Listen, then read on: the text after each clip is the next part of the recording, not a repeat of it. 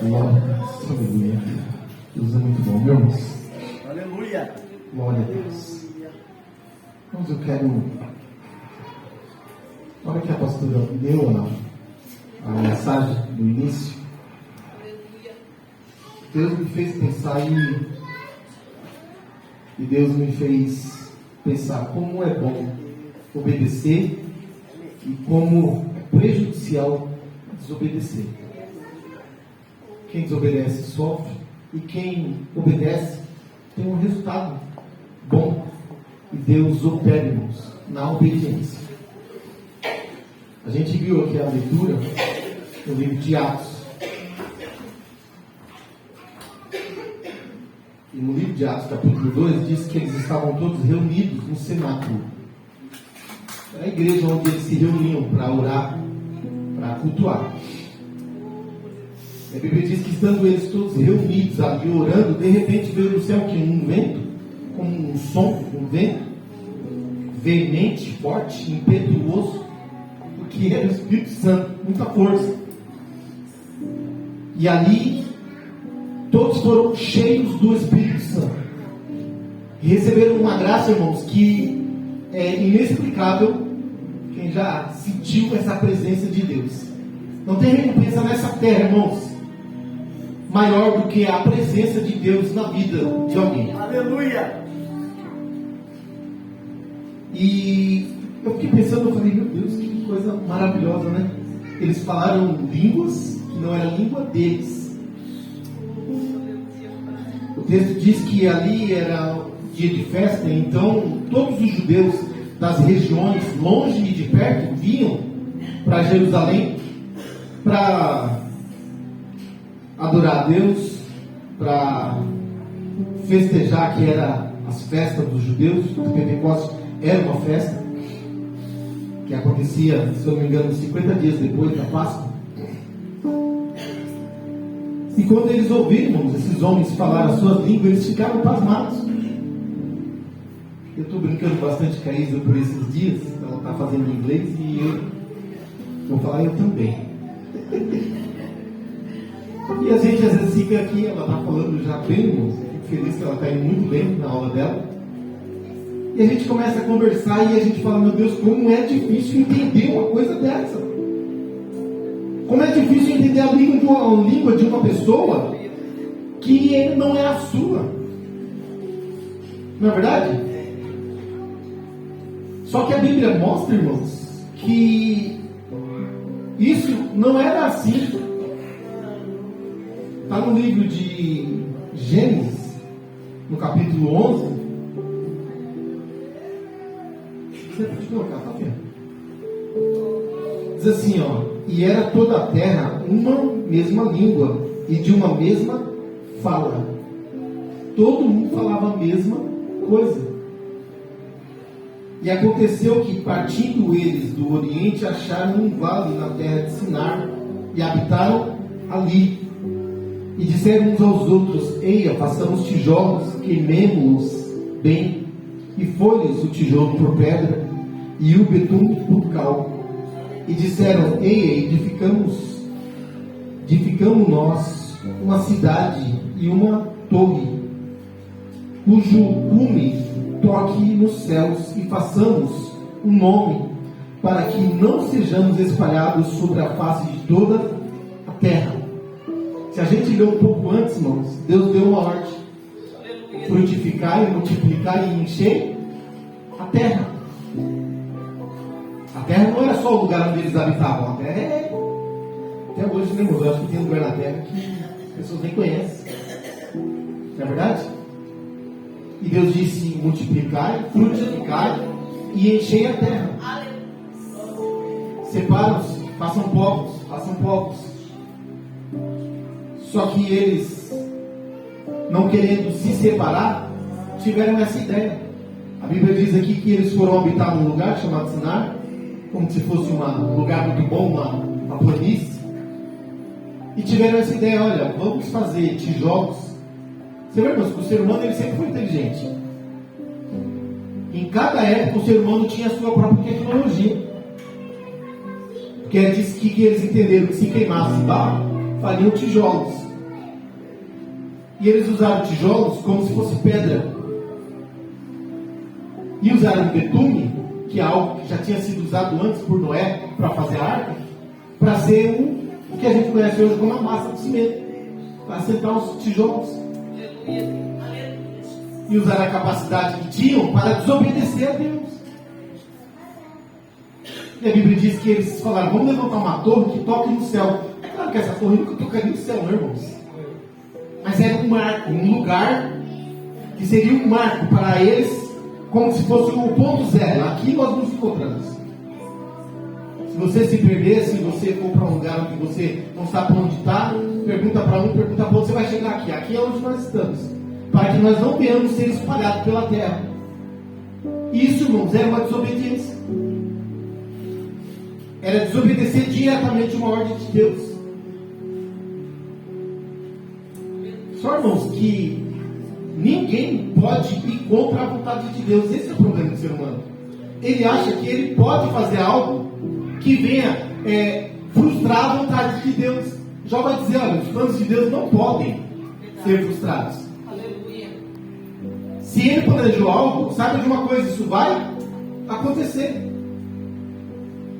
O bom é que quando Deus planeja algo e nós nos colocamos à disposição para viver o algo que Ele planejou, nós somos abençoados, irmãos.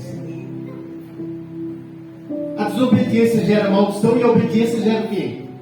Bênção. Deus não falou que ia separar esse povo, só disse para eles para multiplicar e encher a terra. Aleluia, Deus. Não disse para eles: fica aqui ou fica ali. Mas o plano deles era: olha, vamos fazer o seguinte: se nós marcar o lugar e colocar algo muito grande, nós vamos conseguir fazer com que nós não venhamos ser espalhados. E nós vamos ficar juntos. Nós estávamos hoje na escola bíblica dominical falando aqui que se uma igreja crescer, ela é obrigada a se organizar. E às vezes, estamos nós aqui, os obreiros, né? Se Deus quiser, isso tem que ser da vontade de Deus, não da vontade do homem, que a igreja cresça e tem algum campo que precisa ser ministrada a palavra, pregado, e Deus quiser nos enviar, pode ser que o pastor Gessé vai ter que ir embora, se for a vontade de Deus. Mas se perguntar: e a sua vontade, Gessé? Eu quero ficar aqui com vocês, a gente toca junto aqui, vocês já me conhecem, eu conheço vocês.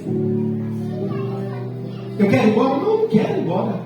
Mas se Deus disser que você tem que ir, então é melhor ir, porque a felicidade vai estar onde Deus te mandar ir. Aleluia, Deus. Mas eles, irmãos, acharam que poderiam frustrar o plano de Deus e continuar vencendo, prosperando. E a Bíblia diz aqui que, versículo 5, aqui do capítulo 11 de Gênesis, diz: então desceu o Senhor para ver a cidade e a torre que os filhos dos homens edificavam. Você vê, irmãos, Deus estava vendo tudo. Aleluia. E disse, versículo 6: e o Senhor disse: eis que o povo é um, e todos têm uma mesma língua. E isto é o que começam a fazer. Olha isso daqui, irmãos. Eis que o povo é um, e todos eles têm uma mesma língua. Esse é o resultado do benefício. Eles estão desobedecendo porque tem um benefício. Às vezes a gente não beneficia um filho, alguma coisa, em vez de ele usar o benefício para o bem, ele usa o benefício para o mal. Não acontece isso com o ser humano? Não é? E Deus diz: eis que o povo é um e todos têm uma mesma língua, e isto é o que começam a fazer. E agora não haverá restrição para tudo que eles tentarem fazer. Quando você desobedece uma vez e aquilo não tem nenhum tipo de consequência, pode saber, irmãos, você vai entrar numa vida de erros consecutivos. É como eu sempre repito aqui: é para isso que serve a educação. Quando o filho erra, o pai corrige, para que ele não venha mais uma vez cometer um erro. Se ele erra e não há uma consequência, ele acha que aquilo está bom, então ele vai. Deus disse aqui: olha só, irmãos, e agora não haverá restrição para tudo que tentarem fazer. Se eu não entrar aí, agir, eles fizeram isso, vai dar certo? Eles não tem nada que os impeça de fazer. Eles vão achar que são donos do próprio nariz, mais ou menos assim. Aleluia. E você vê, irmãos, que a vontade de Deus nunca foi essa. Deus está agindo. Não tem um ditado que diz que toda ação gera uma reação? Deus está reagindo à ação do povo, não é a vontade de Deus. É verdade. Muitas das vezes nós passamos por provação, como a pastora falou. Corre na minha casa, entra na minha guerra. Mas a sua guerra não é uma reação da sua ação?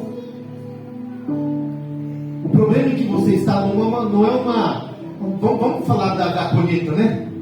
Não é uma colheita daquilo que você andou semeando? Glória a Deus. Aleluia. Aleluia.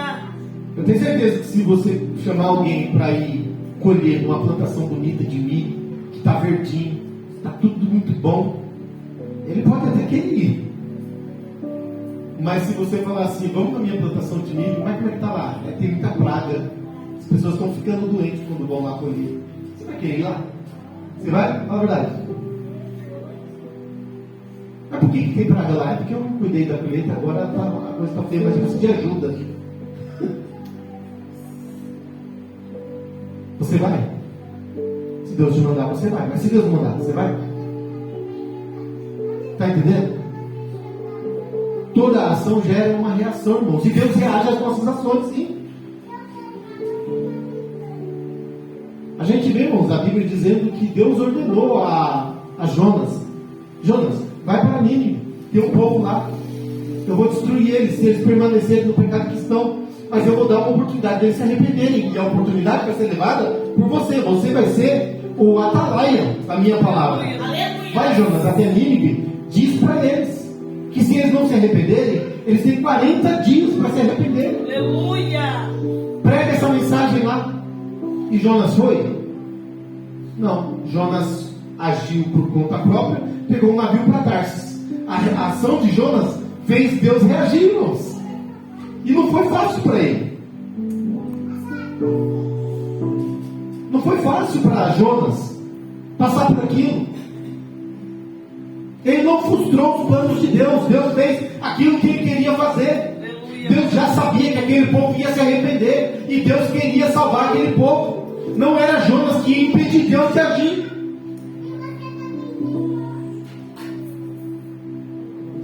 E Jonas foi. Pregou, o povo se arrependeu. Eu não vou falar muito de Jonas, eu estou falando da ação e da reação. Mas quando, irmãos, o povo de Deus, quando o servo de Deus age na obediência, Deus reverte aquilo que estava errado. Deus muda. A Bíblia diz, olha, se um homem estiver no caminho errado, no pecado, e eu disser a ele, sai desse caminho, sai do pecado, e ele se arrepender do seu pecado e voltar, Deus diz, o mal que eu iria fazer, não vou fazer mais. Ao invés de agora castigar, eu vou abençoar. Aleluia. É o inverso. Porque Deus ama o arrependimento. Da mesma forma que Deus diz, se o homem estiver no bom caminho, mas ele se desviando do caminho, passar a andar por caminhos errados, o bem que eu faria, não farei mais. Mas ele vai agora receber a consequência do seu erro. Que obediência gera bênção. E aí a gente vai para o livro de Atos, irmãos. Quando você vê no capítulo 1, capítulo de Atos, a gente acha que Jesus está só nos evangelhos, né? Mas o capítulo de Atos inicia com Jesus ressurreto, andando com os discípulos, com as pessoas. E aí ele vai dar uma ordem.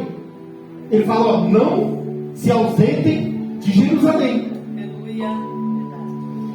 Fiquem lá. Até que do alto sejais revestido de poder. A Bíblia diz que tinha uns 500. Aqui tinha 120. 120. Quantos por cento dá 120, 500? Vou fazer vocês fazerem uma conta dessa, uma hora dessa, né? Não, Bruno, não, José, não faz isso. Né? Mas digamos que tinha 20%, mais ou menos, né? Ali. É a mesma conta da semeadura de Jesus no caminho, né? Parece que a conta de Deus, ele mostra que o povo ama mais mesmo, né? E acaba desanimando no meio do caminho, infelizmente. Mas lá permaneceram 120, irmãos, obedecendo, buscando, orando. Aleluia. Até que de repente aconteceu isso, irmãos. E o que é interessante, irmãos, que aquilo que Deus fez há milhares de anos atrás, confundindo a língua do povo, Deus reverte aqui, irmãos. Aleluia. Faz homens que não sabiam malemar falar a sua própria língua. Que às vezes a gente vacila na nossa própria, não é verdade? Hoje mesmo que a gente falando aqui, os cidadãos, né? Não, cidadãos não, irmãos, cidadãos. Às vezes a gente não fala muito bem nem a nossa língua, não é verdade? E aqui, irmãos, Deus vai, irmãos, abençoar esse povo com um poder tão grande, que eles vão falar em línguas, irmãos, que não são a dele, e vão falar fluentemente. Quando eu falo com a Isa, a gente fala uma coisa, não entendo nada, ela fala outra, aí a gente volta para o português, para tentar entender e depois tentar voltar lá para o inglês, né? A Flávia também está fazendo. Está todo mundo querendo falar inglês aqui, irmão, mas é difícil. Mas se Deus quiser que nós falamos, irmãos, Ele derrama o seu poder. Porque a língua é dele. Oh, aleluia, Pai. Foi Ele que confundiu. Não era a sua vontade. A vontade é que esse povo fosse abençoado, tivesse um bom resultado na obediência. Mas pela desobediência veio o castigo. E aqui pela obediência veio a bênção. Esses homens agora vão pregar o Evangelho, irmãos. Nesse dia aqui, irmãos, 3.000 almas se converteram através do poder da palavra de Deus. Aleluia. Porque obedeceram. Então, irmão, nós devemos obedecer. O que Deus quer de mim? O que Deus quer de nós? Tem um louvor do Marcos Antônio que fala que o crente tem um segredo com Deus. E o que Deus quer da sua vida, eu não sei. Mas você pode orar, buscar e Deus te mostrar o caminho. E aquilo que Deus quiser para você, irmãos, acredite, é o melhor. Aquilo que Deus deseja para a sua vida, irmãos, acredite, tenha convicção, é o melhor. É o melhor. Esse povo achou que o melhor era desobedecer a Deus para ficar junto. Por isso, irmãos, nem juntos ficaram e nem mais puderam falar a mesma coisa. E hoje o mundo é o que é. Essa divisão. Tantas etnias, né? Tantas línguas diferentes, tanta cultura diferente. Surgiu aqui, irmãos, por causa da desobediência. Então, irmãos, para nós é muito simples. É a obediência. Vamos obedecer à vontade de Deus. Porque Ele tem o melhor, irmãos, para mim e para você. Aleluia. Se Deus falou para você, irmãos, que é para você adorar, adore. Aleluia. Se Deus falou para você adorar, adore. Glória a Deus. Se Deus gerou no seu coração servir de alguma forma, sirva. Sirva. Como o irmão falou ontem aqui, a honra no varrer a igreja, a honra no arrumar as cabeças, a honra no tocar, a honra no louvar, no pregar a palavra de Deus, a honra em tudo que se faz para Deus, irmão, de coração. Aleluia. Glória. Aleluia, Deus. Deus honra. Às vezes nós queremos ouvir de Deus assim coisas grandes, né? Eu me lembro que quando eu já falei aqui algumas vezes, né? Tive aquela separação, né? Do namoro com a digníssima. Eu achei que não voltava mais, né? Aí nós fomos na irmã, como é o nome daquela irmã? A Cássia, falecida irmã Cássia. E falaram para mim assim, minha mãe falava que era uma profeta de Deus, e era mesmo profeta. Só que o profeta não é obrigado a falar nada, irmãos, que Deus não manda. Falei, vamos lá, porque eu quero saber. O que eu queria saber? Meu filho, fique em paz, vai dar tudo certo. Não é o que a gente quer saber? Não é verdade? Era isso que eu queria saber. Vai dar tudo certo, fique em paz. Ela não vai casar com ninguém, não. Ela vai tá? Eu queria ver essas coisas, irmãos. Cheguei lá, irmão, a irmã alemã olhou pra minha cara. Quando o jovem, Deus manda dizer assim para você: cultua, louve, adore Ele. Falei, só isso? Mas eu não vou saber de nada do futuro, se vai dar tudo certo? Não. E aí o que eu fiz, irmãos? Eu obedeci. Aleluia. Mesmo fraco, mesmo desanimado, mas eu obedeci. Eu andava com os jovens para cima e para baixo. Era o patinho feio dos jovens, irmãos. Mas eu ia, tinha culto naquela época, tinha culto demais, meu Deus do céu. Né? Eu ia, irmãos. Até quando Deus olhou e falou: bom, acho que você passou, agora eu vou fazer aquilo que era o desejo de Deus fazer. Mas foi obediência, irmãos. Porque se eu saísse da presença de Deus, era reprovado. E Deus não é obrigado a fazer nada para quem é reprovado. Ninguém. Você faz uma prova, é reprovado, você vai e se ajoelha, pede, por favor, professor. Por favor, professor, me ajuda. Ele vai dizer: eu posso te ajudar a estudar para você no ano que vem passar. Aqui eu não posso fazer mais nada. É uma prova. Então, para ser aprovado, irmãos, tem que obedecer. Deus tem bênção, irmãos, para mim e para você. É garantia. A Bíblia mostra e prova isso. Mas às vezes ficamos sendo reprovados, igual criança que não estuda. E ficamos sendo sempre o repetente e volta de novo. Então, irmãos, é muito simples a palavra hoje. O povo de Babel desobedeceu. E Deus frustrou seus planos.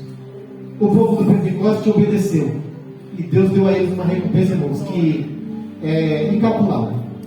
Não tem alegria nesse mundo que venha comparar a presença de Deus derramada na vida de um ser humano. Então, quer ser próspero? Quer ser cheio do Espírito Santo de Deus? Obedeça. Amém? Deus abençoe em nome de Jesus. Aleluia. Glória a Deus, irmãos.